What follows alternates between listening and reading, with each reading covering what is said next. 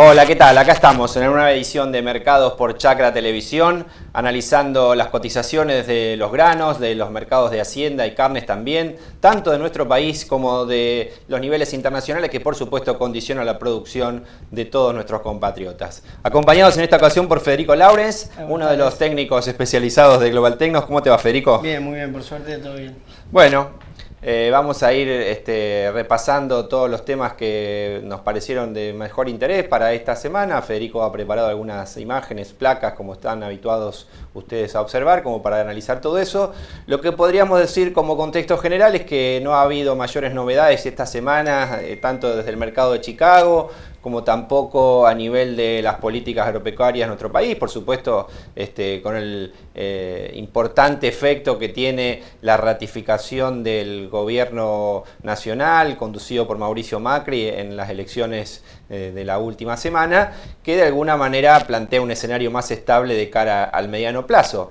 Pero eso no se reflejó en cambios drásticos en ningún aspecto de la economía ligada al agropecuario, por lo menos.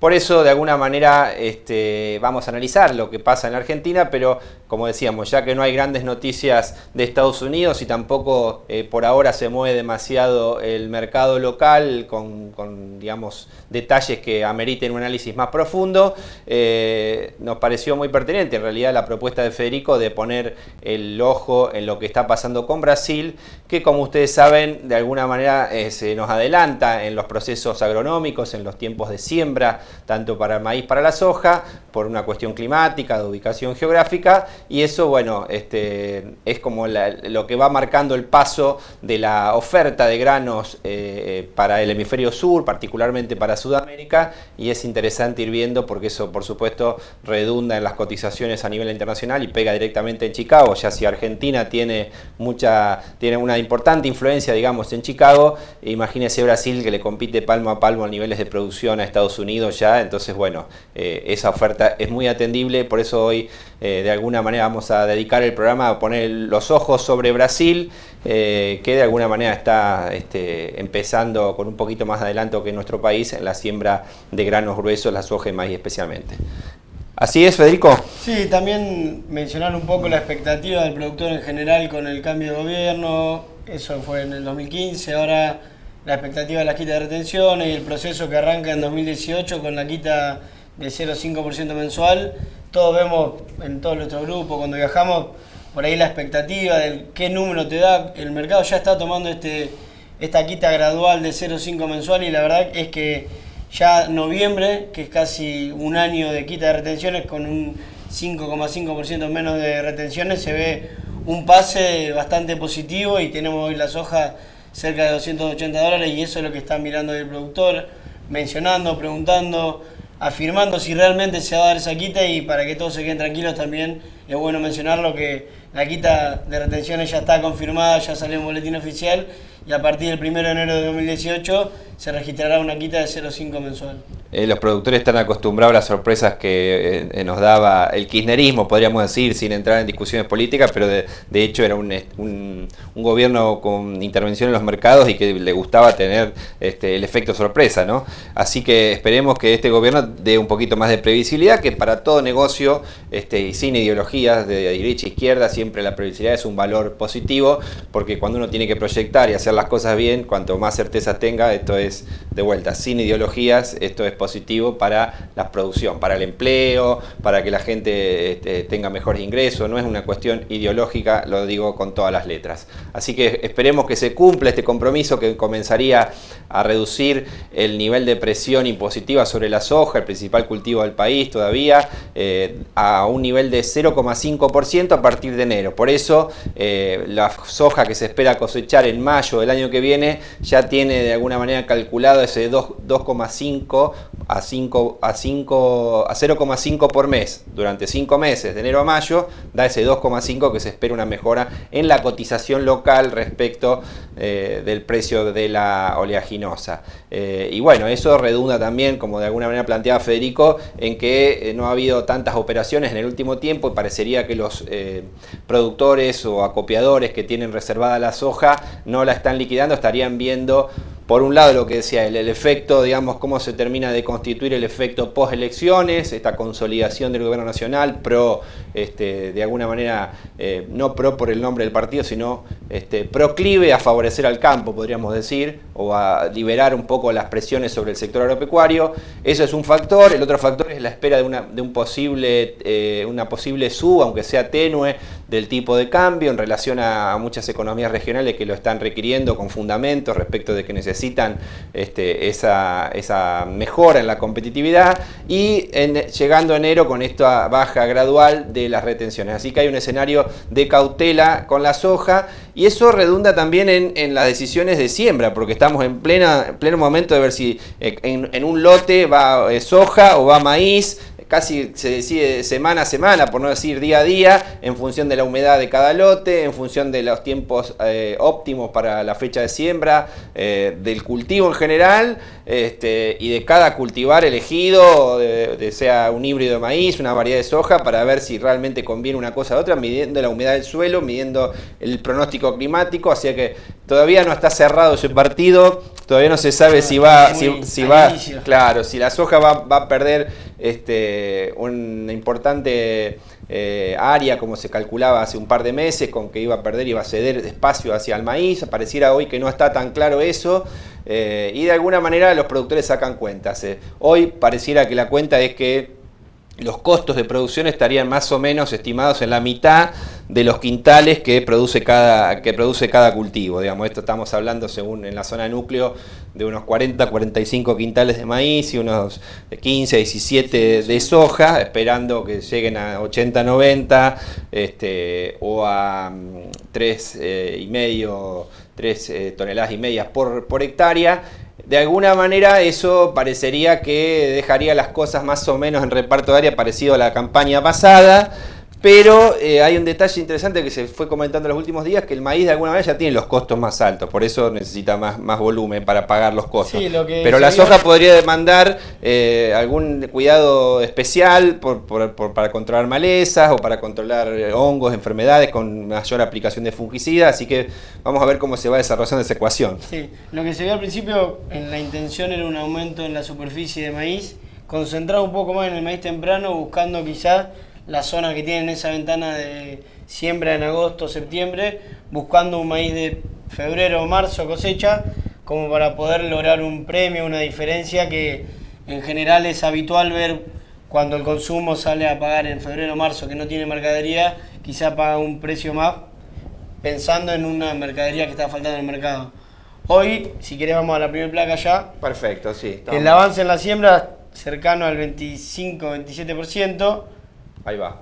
37%, sí, y está alineado quizá con lo que sucedió en la campaña anterior, pero la duda se plantea sobre esta intención que te mencionaba en un principio, porque en general se veía una tendencia a aumentar ese 35% habitual de maíz temprano para poder buscar un mercado distinto, que es ese maíz de febrero a marzo. Con las inclemencias climáticas ocurridas en septiembre, octubre o quizá agosto al principio, el productor se vio quizá obligado a esperar un poco más de ese maíz, y ahora se entra en una meseta en que no se avanza en una semana, que es esta diferencia entre maíz temprano y maíz tardío, y la duda se plantea sobre voy a soja, voy a maíz, cómo tengo la napa. Todo definirá la lluvia de estos 10-15 días, que es una ventana bastante crítica para iniciar tanto la siembra de soja como para continuar con el avance en la siembra de maíz. Y no hay que perder de vista que después se espera un tiempo relativamente seco entre diciembre y enero, que es una época que a veces se esperan las lluvias porque es el momento del periodo crítico de los cultivos, que en los últimos años de alguna manera fue bastante proclive a ser un contexto húmedo, pero para este año pareciera que sería más tendiente a escasez de agua. Así que bueno, todo hay que calcularlo, no solo el momento de implantación, como decíamos, y que le agrego a lo que decía Federico, que muchos lotes están retrasados esperando, aunque parezca mentira, después de muchas inundaciones, muchos anegamientos, están esperando condiciones de humedad un poquito más propicias para sembrar, para que la simiente, la semilla se implante mejor. Se espera que en los próximos días va a haber esas lluvias que permitirían sembrar mejor sin impedir el paso de las máquinas por los lotes, ¿no? Pero bueno, y después vendría, como decíamos, un periodo relativamente seco, que habrá que ver cómo los cultivos soportan eso, bueno, todo para seguir el proceso hasta que después termine la cosecha, ¿no? Sí, quizás enero es lo que se menciona como una alarma de sequía o de precipitaciones por debajo de lo normal, y esto le pega directamente a la floración del maíz, que es lo que te limita o te potencia tu rendimiento a la hora de cosechar unos meses después. Claro. Si por ahí las hojas la están esperando un poco más, en el norte se dio por ahí el avance inicial o con un poco de temperatura y agua en el suelo, ya hoy vemos que el productor está a la espera de mejora en el clima, mejora en la profundidad de sus napas, porque no tiene una decisión fácil hacia adelante, ya que una por ahí confusión en la decisión final del cultivo te puede limitar mucho tu producción hacia adelante. Les prometemos una buena nota en la revista Chacra en noviembre, una nota que hizo nuestro jefe de redacción de la revista Chacra, Claudio Gianni, realmente en base a datos de APRESID, donde revela que varios estudios indican que hay que tener muy en cuenta, más allá de la densidad del maíz, que tiene que ver mucho con la disponibilidad de agua, sino también hay muy buenos materiales que han ido apareciendo en este último tiempo y que no se habían tenido en cuenta debido a que el maíz estaba relegado por la soja en años anteriores, pero hay muchos materiales disponibles que, eligiendo bien ese material, se pueden obtener diferencias rinde interesantes. Eso va a estar contado en detalle en la revista Chacra de noviembre, que ya está próxima a salir a los kioscos. Bien, y poniendo, si querés volver a la placa inicial como para cerrar, sí. Lo que nos muestra también es cómo se concentra la siembra hacia los meses más tardíos, y esto es una producción estimada de cosecha en julio, agosto, cuando entra nuestro gran vecino Brasil con su maíz de safrinia, que es el de segunda que nosotros nombramos, ¿no? Claro. La safrinia. Es como ellos le dicen zafra a nuestra campaña, a nuestra cosecha. Safrinia es como lo que viene después, nuestro maíz de segunda, por si alguno no lo tiene registrado el dato. La CONAB, que es como el Ministerio de Agroindustria nuestro para sí. Brasil, estima una producción cercana a los 90 millones de toneladas nuevamente, y esto también le mete mucha presión. Por eso la intención inicial de quizá adelantar un poco las labores y tratar de moverse de la ventana habitual de cosecha del maíz, pero esto todavía resta mucho tiempo, mucho desarrollo de cultivo, y hay que ver cómo nos responde el clima para que el productor avance con su siembra. Perfecto. Vamos a la siguiente placa, por favor, señor director. Ahí la vemos. Ahí está llegando. Llegó. Muy bien. Es otro factor. Acá también estamos mirando el dólar, como decíamos, a ver si se hace algún reacomodamiento después de las elecciones. En Brasil también es un factor que se mira muy seguido, así que es importante ver esta evolución. Sí, lo que vemos acá, o por qué incorporamos esta placa, es para ver un poco cómo responde el productor en general en Brasil ante una devaluación o fortalecimiento de su moneda. Todos vemos que el productor tiene mucho material, mucha mercadería almacenada a la espera de una mejora en el precio, y el mercado internacional, con toda la oferta que venimos hablando todas las semanas, no le da muchas oportunidades para obtener quizá una diferencia para cerrar un mejor margen. Entonces, ante una posible valuación o fortaleza de su real, el productor sale a vender su mercadería, a deshacerse para terminar de cerrar un ciclo comercial que lo cierra bastante positivo en cuanto a volúmenes de ventas, y esto se refleja como desplazó quizá un poco a Argentina en las últimas semanas con las exportaciones de soja y de maíz. Hay que mencionar que en el último mes y medio Brasil exportó el doble del volumen que venía exportando a lo que se registraba el año pasado, y esto también responde a la cantidad de mercadería que cosecharon en julio este maíz de safrinia. Perfecto. Bueno, y vamos a la última de las placas, por favor, señor director, Marcos Batobás. Ahí la vemos muy bien, impecable. Acá tenemos el avance en la siembra de Brasil. Vemos que está alineado un poco con el promedio, pero el dato quizá que llama la atención o que más impacta de la placa es la diferencia con la campaña anterior, donde vemos casi 16 puntos de retraso, y esto, por un lado, responde a una mejor condición el año pasado de clima, de suelo, de humedad y demás, que les permitió avanzar con la siembra de una manera muy acelerada respecto al promedio como se observa en la imagen.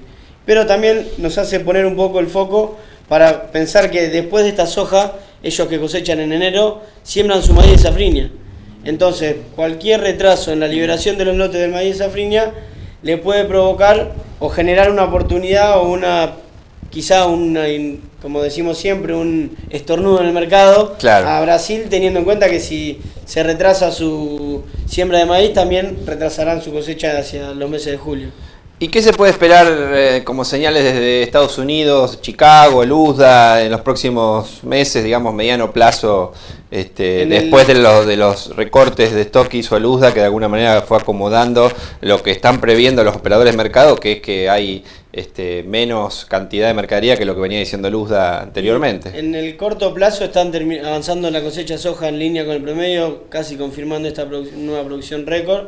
En el maíz están muy retrasados y un poco preocupados por un poco de nieve en el norte, que también retrasa las labores y quizá te limite, pero igualmente tienen una estimación de producción o de superficie para cosechar muy importante, y todos sabemos la capacidad de cosecha que tienen. Entonces, con la mejora para la próxima semana que se espera de clima, sin precipitaciones y con buena temperatura, sabemos que pueden avanzar normalmente con la cosecha y terminar por un lado la de soja y empezar a meterle por ahí el foco más al maíz. Y respecto de trigo, a nivel internacional hay una sensación de sobrestock de trigo, que hay trigo por todos lados, con lo cual eso de alguna manera tiende a presionar hacia la baja a la cotización del cereal de invierno, pero en nuestro país vale la pena destacar que se ha buscado nuevos mercados, se han abierto nuevas bocas para ofrecer la mercadería, que de alguna manera no terminó presionando la cotización, porque sería una lástima que los productores que han apostado a hacer más trigo en los últimos años se vieran enfrentados a un freno a nivel internacional por una baja de la cotización o porque no pudieran ubicar esa mercadería. Sería muy preocupante. Así que dentro de todo por ahora no es terriblemente problemático en ese aspecto. No, el balance de oferta y demanda proyectado para la campaña que viene, si bien falta bastante para concretar la producción, con una producción estimada entre 16 y 17 millones de toneladas, con un consumo interno más o menos parecido a lo que sucedió en los años anteriores, el balance de stock es bastante ajustado por esto que mencionaba. Hay mucho trigo en el mundo, el Mar Negro está siendo bastante barato y metiendo bastante su mercadería, llegaron a una producción récord esta campaña, pero nosotros tenemos que estar siempre atentos a lo que pasa con Brasil, y este año están disminuyendo su producción por tercer mes consecutivo, me parece, y ya están en niveles por debajo de 5 millones de toneladas, lo que nos presenta una oportunidad a nosotros para exportarle nuestro cereal. Hay que recordar que Argentina, en general o históricamente, exporta un volumen de 5 o 6 millones de toneladas hacia Brasil, representando el 85% más o menos de sus importaciones. Perfecto, clarísimo, como siempre, Federico Laures, muchísimas gracias. Y ahora pasamos a la sección de mercados de ganados y carnes. Le pedimos al señor director que por favor nos ponga la placa de las cotizaciones, los precios ofrecidos en el mercado de Liniers en la semana anterior, donde vemos con una buena cotización de los novillitos, todos en la flechita verde. Con buena oferta de Hacienda, la selectividad se hizo presente y los precios sufrieron algunas mermas. Los terneros y terneras de consumo promedieron por debajo de la semana pasada, mientras que los novillitos se mantienen muy firmes, por encima de los primeros, como decíamos al principio. En general, los compradores estuvieron muy selectivos, premiando y castigando en precio de acuerdo a la calidad de lo exhibido. La comercialización en forma directa por fuera de Liniers ha crecido evidentemente este año, la faena aumentó un 8% a nivel país, sin embargo la comercialización a través del mercado de Liniers creció solo un 4%.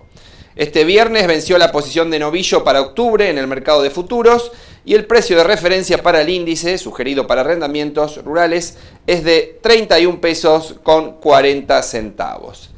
En relación a la invernada y cría, en la siguiente de las placas, lo que podemos decir que avanzado el mes de octubre, la invernada se resiste a perder precio. Si bien los promedios del mes se ubican por debajo de los valores de septiembre, las cotizaciones están muy firmes y ahí el cuadro lo refleja. Las expectativas son más positivas luego del resultado de las elecciones legislativas que comentábamos también en el inicio del programa. El triunfo del oficialismo fue tomado muy positivamente por el sector agropecuario. La ganadería en particular necesita perspectivas a largo plazo que sean favorables y especialmente estabilidad, reglas claras para poder planificar el negocio y decidir inversiones. El panorama hacia adelante se presenta promisorio, el marco institucional y organizacional general del país vuelven, pareciera, a converger con objetivos comunes. Y en las últimas dos placas que tienen que ver con la relación insumo-producto, primero la relación ternero-novillo, lo que vemos es que las relaciones de compra-venta se ubican en torno a 1,3, 1,4 kilos de novillos para reponer 1 kilogramo de ternero. La invernada se mantiene muy firme, los costos de reposición reducen los márgenes y el nivel de ocupación de los corrales comienza a descender. En este ciclo de engorde coinciden estacionalmente precios de compra y de venta que son bastante elevados. La invernada transita así los meses de mayor precio en el año, mientras que el ternero novillito que se termine para febrero, marzo, principios del año que viene, coincide con un pico de precios estacional para el gordo. En la última de las placas también vemos la relación maíz-novillo y concluimos diciendo que la estacionalidad, así se dice, de precios, presenta el desafío y la oportunidad por ende de romper esquemas que en los últimos años tenían un poco atada a la ganadería. Iniciar recrías es fundamental para desestacionalizar la oferta, vender en distintos momentos del año el producto que mejor paga el mercado. No estamos descubriendo nada, es así las leyes de la economía, la escasez manda y cotiza mejor, hay que saber, tanto como producir, saber vender en el momento justo, porque siempre, como se sabe, el que manda es el cliente, ahí donde se define todo el precio, así que hay que estar atento a todos esos vaivenes. Y con esto concluimos una nueva edición de Mercados por Chacra Televisión. Nos encontramos próximos, hasta siempre.